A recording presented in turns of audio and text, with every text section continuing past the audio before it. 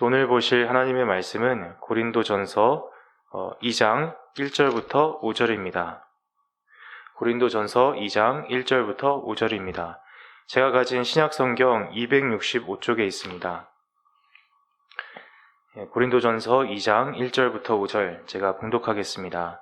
형제들아, 내가 너희에게 나아가 하나님의 증거를 전할 때에 말과 지혜의 아름다운 것으로 아니하였나니 내가 너희 중에서 예수 그리스도와 그가 십자가에 못 박히신 것 외에는 아무것도 알지 아니하기로 작정하였음이라. 내가 너희 가운데 거할 때에 약하고 두려워하고 심히 떨어노라. 내 말과 내 전도함이 설득력 있는 지혜의 말로 하지 아니하고 다만 성령의 나타나심과 능력으로 하여 너희 믿음이 사람의 지혜에 있지 아니하고 다만 하나님의 능력에 있게 하려 하였노라. 아멘. 이제 오늘은 무엇을 의지하고 있습니까? 무엇을 의지하고 있습니까? 라는 제목으로 말씀을 전하겠습니다.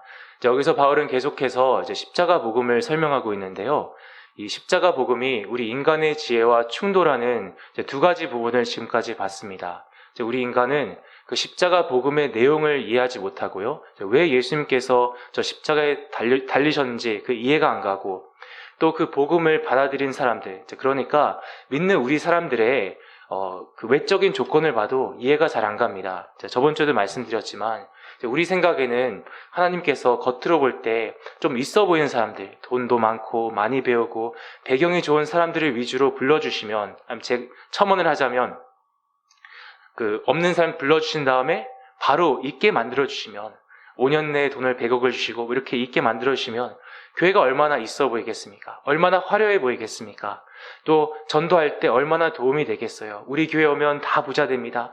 우리 교회에 오면 모든 문제가 해결됩니다. 얼마나 강력하게 잘 그 복음이 전파되겠어요? 우리 생각에는. 하지만 실상은 아버지께서 주로 대부분 없는 사람들, 못 살고 못 배우고 내세울 것이 없는 사람들 위주로 부르십니다. 그리고 대부분 그대로 내두세요. 예수 믿는다고 반드시 이 땅에서 복 받나요? 반드시 성공하고 부자 되나요? 거짓말입니다. 그렇게 말하는 사람들 거짓말이에요. 그렇게 말한 적이 없어요, 성경에서.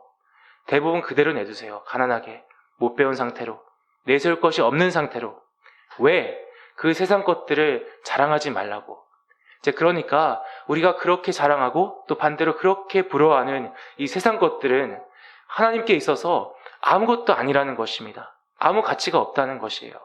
그래서 신앙은 어떻게든 내가 예수님을 통해서 내가 소중히 여기는 그 세상 것들로 내 삶을 채워나가는 것이 아니라요. 가면 갈수록 그 세상을 향한 집착과 욕망 다 있잖아요. 그걸 내려놓고 예수님을, 십자가를 더욱더 소중히 여기고 자랑하는 것입니다. 그래서 우리 모두 가면 갈수록 예수님을, 십자가를 더욱 소중히 여기고 자랑할 수 있도록 우리 영안이 더 열렸으면 좋겠습니다.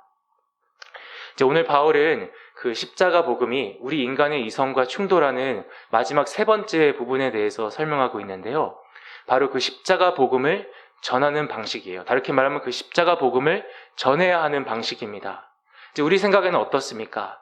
화려한 언변으로 우리 인간이 듣기 좋아하는 말로 적당히 복음을 잘 포장해서 전하면 더 잘 퍼질 것 같잖아요. 잘 받아들일 것 같잖아요. 하지만 바울은요, 인간이 듣기 싫어하고 거북해하는 그 십자가를 그냥 있는 그대로 원색적으로 전했습니다. 그런데 겉으로 볼 때는 어리석어 보이는 방식으로 전했는데 놀랍게도 열매가 맺혔다는 거예요. 그 열매가 누구였죠? 바로 이 고린도 교인들이었습니다. 이 고린도 교인들은 어떤 인간의 화려한 언변, 지혜 때문에 예수님을 믿게 된 게 아니에요. 그게 아니라 순전히 성령님의 능력, 하나님의 능력 때문에 믿게 된 것입니다. 다른 말로 하나님께서 그들을 구원하신 거예요. 하나님께서 다 하신 것입니다. 그래서 오늘 말씀을 우리에게 적용해서 우리도 우리 자신의 힘과 지혜, 또 이 세상 것들을 의지하기보다는 더욱더 하나님을 의지해야 합니다. 오늘 본문을 함께 보면서 나는 하나님을 얼마나 의지하고 있나 돌아보는 시간이 됐으면 좋겠습니다. 갈수록 더욱 간절히 또 더욱 겸손히 아버지를 의지하는 우리 모두가 되기를 기원합니다. 본문을 보겠습니다. 오늘 본문의 요지는 결국 모든 것이 하나님께 달렸다는 것입니다. 다른 말로 모든 결과는 아버지께 달렸습니다. 1절 보겠습니다. 형제들아, 내가 너에게 나아가 하나님의 증거를 전할 때에 말과 지혜, 아름다운 것으로 아니하였나니. 이제 고린도 교인들이 그 인간적인 지혜와 언변을 되게 추구하고 자랑했다고 했죠. 그런데 여기서 바울은 그들이 처음 전도받았을 때를 상기시켜 줍니다. 얘들아, 내가 너희들을 처음 전도했을 때 그때를 생각해봐. 이제 바울이 애당초 어떤 그런 화려한 언변으로 이들을 설득시킨 게 아니에요. 또 이들이 그렇게 좋아하던 그 철학적인 지혜를 어떤 기독교적으로 잘 포장해서 설파한 것도 아니었습니다. 그럼 바울은 무엇을 전했습니까? 그는 오로지 십자가와 주 예수 그리스도만 전했어요. 2절 보겠습니다. 내가 너희 중에서 예수 그리스도와 그가 십자가에 못 박히신 것 외에는 아무것도 알지 아니하기로 작정하였습니다. 그러니까 이 사람들이 관심도 없고 듣기 싫어하는, 거북해하는 그 십자가만 주구장창 전했다는 거예요. 그리고 설상가상으로 당시 바울의 상태가 별로 좋지 않았습니다. 그 3절에 내가 너희 가운데 거할 때에 약하고 두려워하고 심히 떨어노라 이렇게 나와 있거든요. 그런데 여기서 우리는 그 바울의 인간적인 면모를 볼 수 있습니다.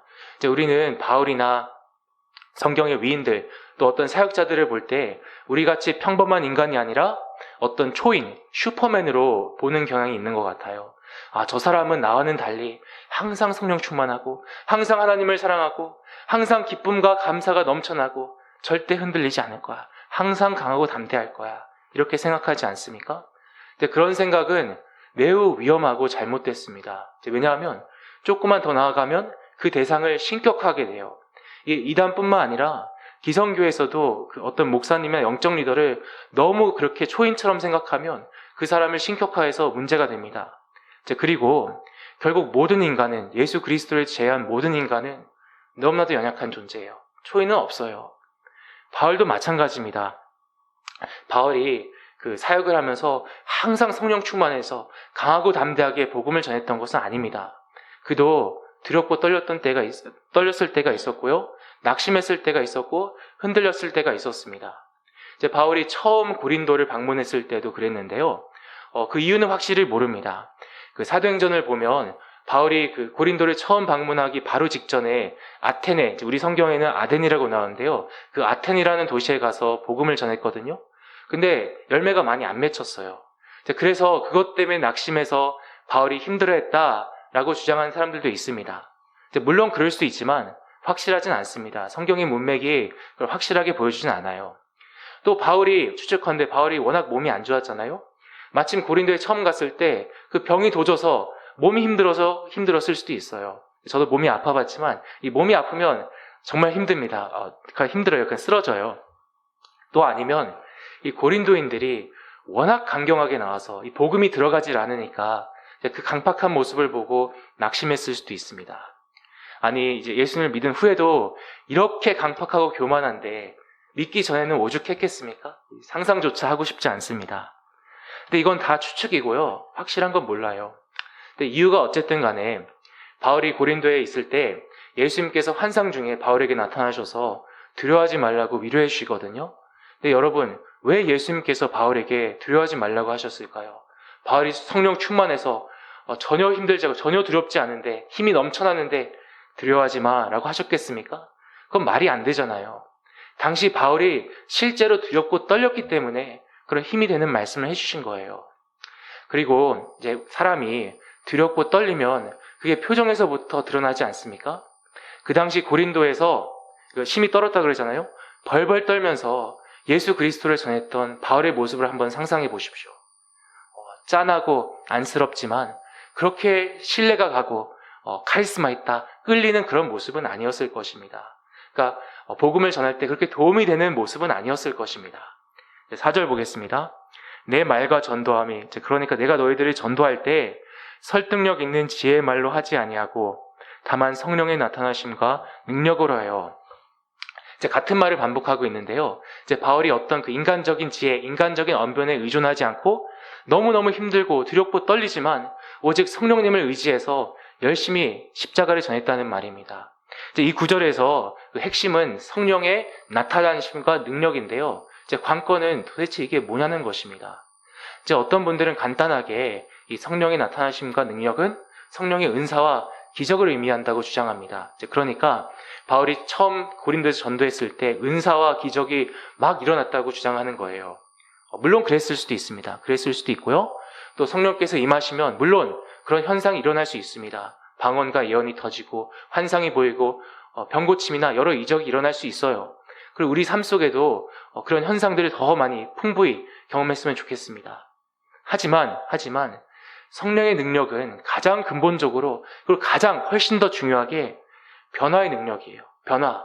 다른 말로 거듭남의 능력입니다. 많이 들어보셨죠? 다시 태어나는 거.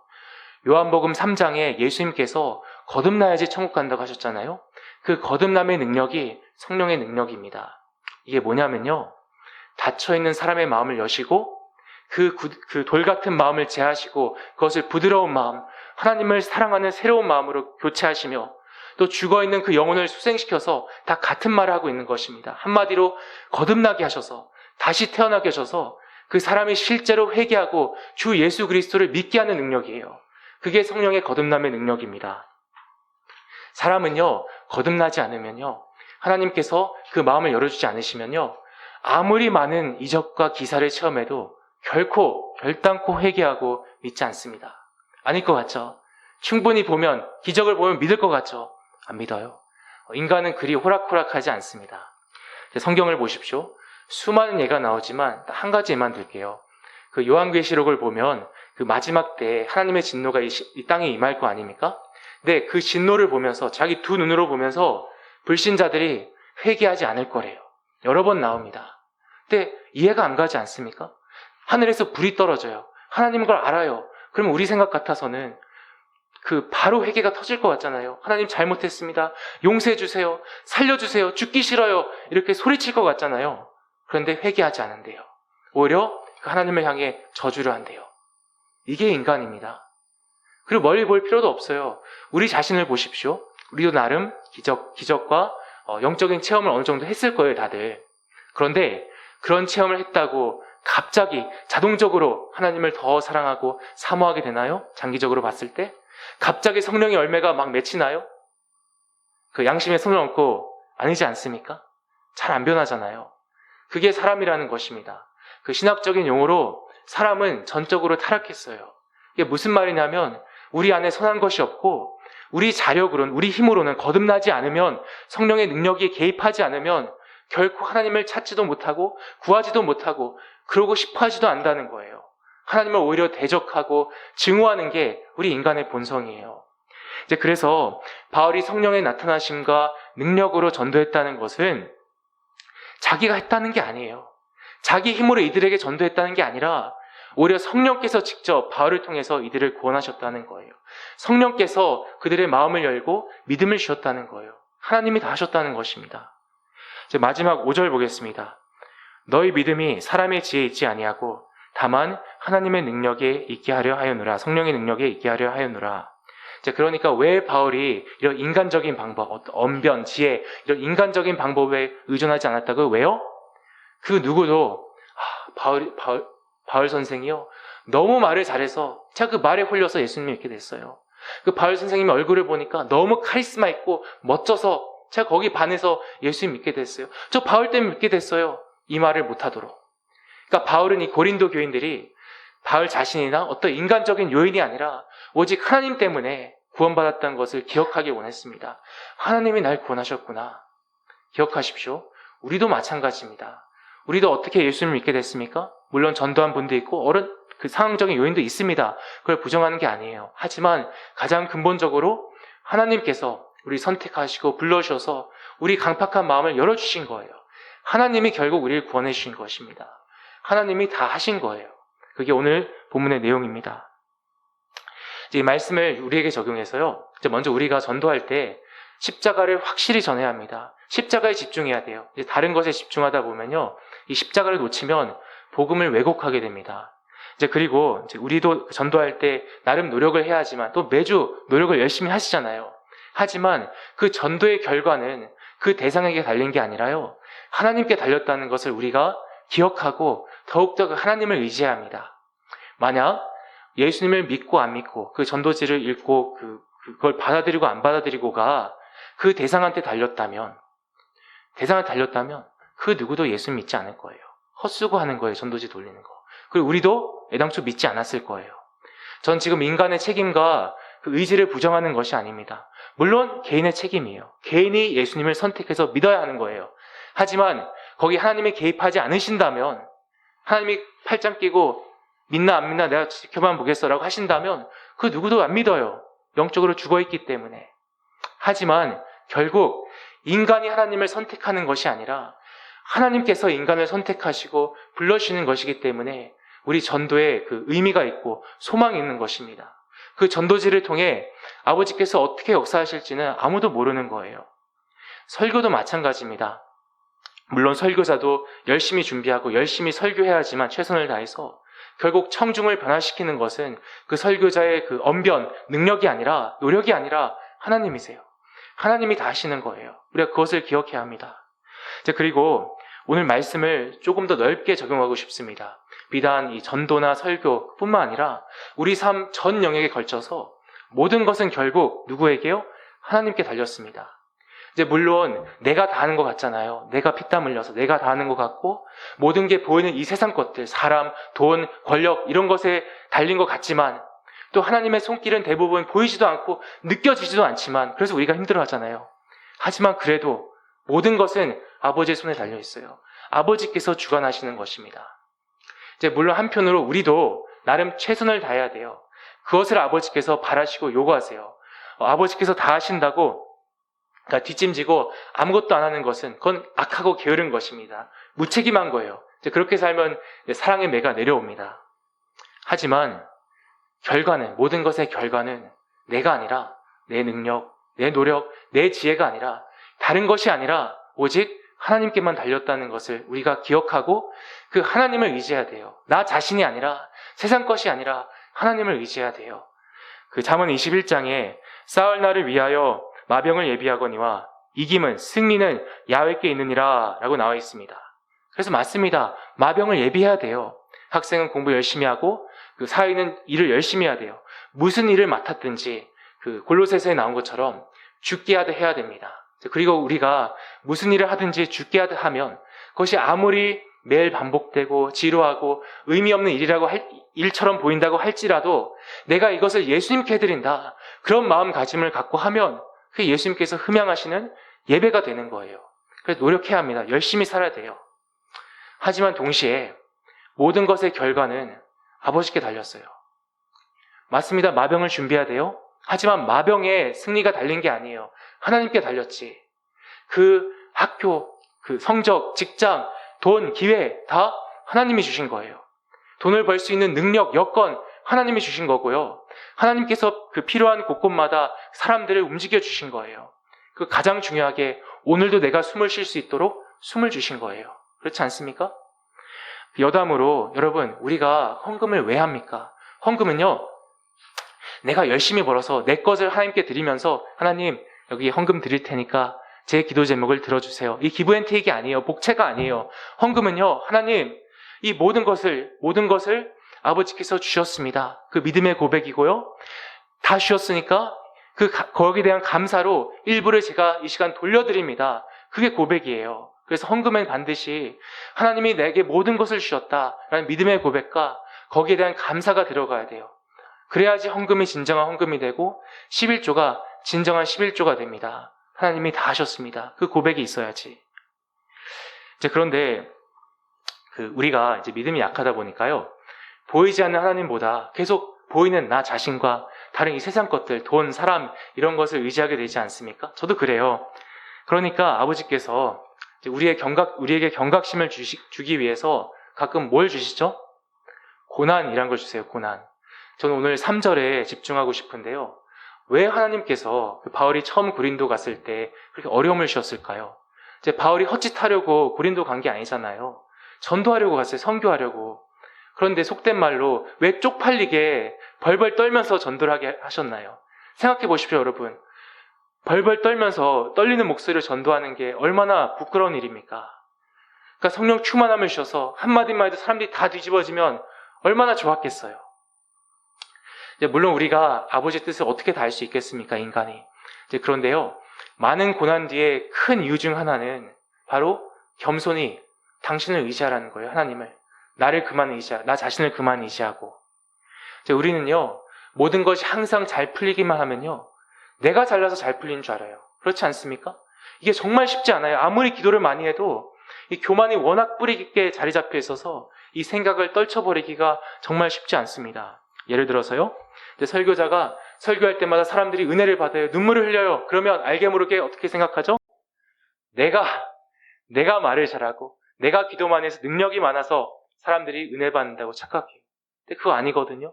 하나님이 하신 거예요. 난 그냥 도구지. 또 목회자가 목회를 하면서 교회가 커지면 물론 하나님의 은혜라고 하지만 속으로는 어떻게 생각하죠? 내가 목회를 잘해서 내가 헌신해서 교회가 커졌다고 암암리에 생각합니다. 대놓고 말하든 속으로 생각하든. 그러니까 내가 아니라 근데 사실은 하나님이 하신 거예요. 그렇지 않습니까? 그런데 목회자만 그렇습니까? 우리 모두 이제 하는 일마다 항상 잘 되면 내가 잘나고 내가 노력해서 잘 됐다고 생각해요. 그래도 내가 열심히, 항상 제가 말씀드리잖아요. 내가 열심히 기도하고 노력하고 헌신하고 헌금하고 거룩하게 살아서 거기에 대한 여러분 대가로 우리는 은혜 맨날 은혜하지만 속으론 그 대가로 하나님이 내게 복을 주셨다고 생각해요.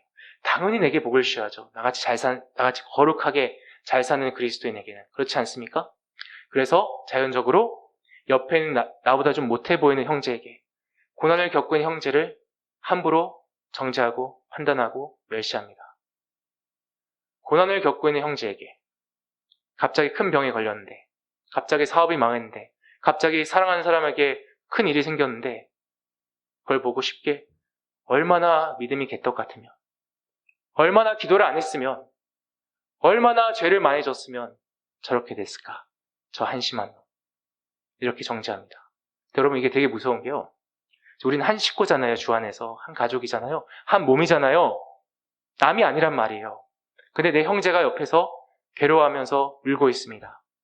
그 모습을 보면 어떻게 반응이 돼야 되죠? 어떻게 반응해야 되죠? 나도 아파야 되는 거예요. 나도 눈에서 눈물이 나야 되는 거예요. 그렇지 않습니까?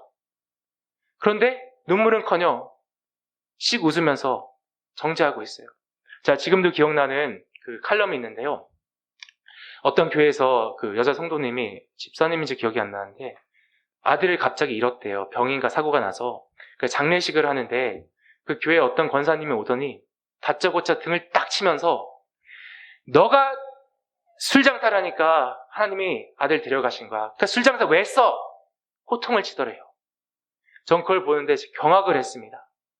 여러분, 한번 생각해 보세요. 그 여자 성도님이 술장사를 해서, 술집인지 뭔지 술을 파는지 모르겠지만 술장사를 해서 하나님이 그 아들을 데려가신 겁니까? 정답은 몰라요. 그런데 데려갔다고 쳐요. 거기에 대한 대가로 이제 매를 내신 거예요. 그렇다고 해도 그 장례식에서 자식을 보낸 부모한테 때리면서 그런 말을 하는 게 그게 사람입니까? 그게 사람이에요? 그건 전형적인 사이코패스예요. 너의 고통은 나 상관없어. 그거잖아요. 근데 교회에요, 이렇게 사이코패스들이 엄청 많아요. 남의 고통이 전혀 보이지 않는 거죠. 너가 아프든 말든 난 상관없다 이거잖아요. 믿음이 좋다고 하는 분들 중에 이런 사람이 굉장히 많습니다. 그렇지 않습니까? 근데 여러분, 이런 분들 많이 보셨죠?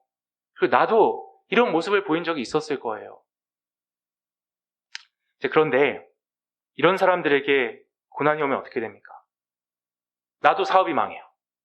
나도 큰 병이 걸려요. 나도 큰 일이 일어나요. 사랑하는 사람한테, 나한테. 그럼 어떻게 되죠? 그 콩글리시로 shut the mouth가 됩니다. 콩글리시입니다. 입을 딱 다물게 돼요. 내 한계를 깨닫게 돼요. 주제 파악을 하게 돼요. 나도 아무것도 아니었구나. 이게 내가 한 게 아니었구나. 하나님이 다 해주신 거구나. 그래서 사람이 겸손해지고 하나님을 더 의지하게 됩니다. 그래서 누가 고난을 좋아하겠습니까? 저도 고난 싫어요. 우리가 천년 만년 사는 것도 아니고 짧은 인생인데 편하게 살고 싶은데요. 이런 의미에서 고난도 참 감사한 은혜입니다. 왜냐하면 고난을 통해서 우리가 겸손해지고 인간다워지고 하나님을 더 의지하게 되니까. 그리고 이렇게 모든 결과가 하나님께 달렸다면 우리가 어떻게 해야 합니까? 당연히 그 하나님을 의지해야 돼요. 그렇지 않습니까? 인생이 내게 달린 게 아니잖아요, 결국.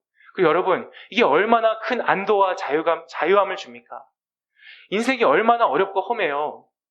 그리고 우리는 얼마나 연약하고 허물이 많습니까? 우리 인생들은요, 믿는 우리 인생들은요, 그냥 내두면 다 망해요. 잘 나가면 교만해서 망하고요. 또 안 나가면 하나님을 원망하다 망하고요. 그냥 놔두면 망하는 게 우리 크리스천의 짧은 인생이란 말이에요. 저는 예수님을 처음 만났을 때 참 인생이 쉬울 줄 알았어요. 예수 믿는 게 쉬울 줄 알았어요. 그런데 살면 살수록, 제가 죄송하지만 그래 젊은데 살면 살수록 이게 장난이 아니더라고요. 그래서 지금은 자신이 없어요. 예수님 잘 믿을 자신도 없고요. 잘 살 자신이 없어요. 그래서 결국 너가 너의 인생을 책임지는 거야. 그럼 제가 할 수 있는 반응은 자신이 없어요. 여러분 자신 있습니까? 하지만 여러분 기억하셔야 합니다. 우리는 고아가 아니에요. 고아가 아니란 말이 혼자가 아니에요. 우리는 아버지가 있습니다. 날 책임져 주고 날 결코 놓지 않으시는 아버지가 있습니다. 여러분 아이를 보십시오. 고아 말고 부모가 있는 아이를 보세요. 그 아이의 인생을 그 아이가 책임집니까? 자신이? 물론 부모가 그 아이를 성장시키기 위해서 굉장히 그 한정된 부분 책임을 지게 하죠. 조그만 부분 아이를 성장시키기 위해서. 하지만 그 아이 전체 인생은 누가 책임져요? 부모가 책임져요. 그래서 아무리 아이가 실수가 있고 허물이 많아도 괜찮은 거예요. 왜? 부모가 있으니까. 우리도 마찬가지입니다. 우리가 정말 양심이 있다면, 눈이 띄어진다면요, 허물투성인 게 우리 인생이에요. 잘한 것보다 잘못한 게 훨씬 많아요. 매 순간 죄를 뿜어대요. 하지만 그래도 괜찮습니다. 왜? 이런 우리를 책임져 주시는, 우리 사랑하시는 아버지가 있기 때문입니다. 그것을 믿습니까? 그런데 여러분, 그래서 그 아버지를 믿어야 합니다. 신뢰해야 돼요. 의지해야 돼요. 제가 누누이 말씀드리지만 다른 사람의 아버지가 아니잖아요. 남이 아니잖아요. 내 아버지잖아요. 그런데 왜 우리는 그 아버지를 의지하지 못합니까? 신뢰하지 못합니까? 왜 내 아버지라 생각하지 않습니까? 왜 내가 혼자라고 생각해요? 왜 내가 내 인생을, 내 믿음을 책임져야 된다고 생각합니까? 왜 믿지를 못해요? 여러분, 그 순종이 중요하다고 하죠. 순종 중요하나요? 당연히 중요하죠. 기본 중에 기본이죠. 그런데 여러분, 순종 중에 순종이 뭔지 아세요? 아버지께서 우리에게 가장 간절히 바라시는 순종이 뭔지 아세요? 꼭 이것만 너희들이 들어줬으면 좋겠다. 맨날 속썩이지만 그게 뭔 줄 아세요? 바로 믿음의 순종입니다. 내가 너의 아버지고 내가 널 너무 사랑하고 날 널 버리지 않을 거야. 너 함께 할 거야. 날 좀 믿어다오. 내가 너 인생 책임질게. 날 좀 믿어다오. 믿어드리는 거예요. 맞습니다. 주여, 주님은 내 아버지입니다. 그걸 믿어드리는 거예요. 믿지를 않으면서, 하나님을 아버지라 여기지 않으면서 무슨 순종을 한단 말입니까? 네? 그런 순종은요, 하면 할수록 원망만 늘어나요. 그래서 이런 거 굉장히 많이 봐요. 그 탕자 비유에 나오는 큰 탕자 있죠? 그 큰 탕자가 아버지께 뭐라 그래요? 아버지, 제가 이렇게 매일 충성했는데 왜 염소 새끼 한 마리 안 주세요? 이러잖아요? 마찬가지로 순종하면 순종할수록, 아버지, 제가 해드린 게 얼만데, 얼마나 많이 순종했는데 왜 제 기도 안 들어주세요? 하나님을 향한 원망과 한만 남아요. 또 뭐가 남습니까? 자기 자랑. 나처럼 예수 믿어봐, 이것들아. 이렇게 돼요. 이런 사람은 안 되면 원망하고 잘 되면 그만에 자기 자랑만 해요. 그렇지 않습니까? 근데 괴물이 되는 거예요. 바리새인이 되는 거예요. 바리새인도 울고 갈 슈퍼 바리새인. 왜 그렇죠? 내 아버지를 믿지 못하니까, 하나님이 내 아버지라고 생각하지 않으니까, 난 고하니까 그렇잖아요. 우리는 많은 경우 하나님을 아버지로 대하지 않아요. 아버지로 대하지 않아요. 수틀리면 나 언제든지 하나님도 버릴 수 있어.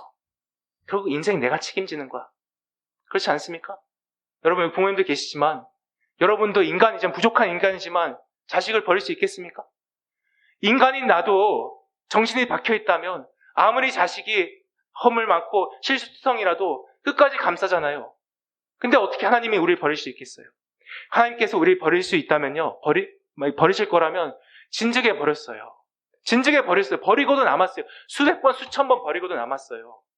버릴 수 없으니까 하나밖에 없는 아들을 그 십자가에 못 박혀 죽으신 거고요.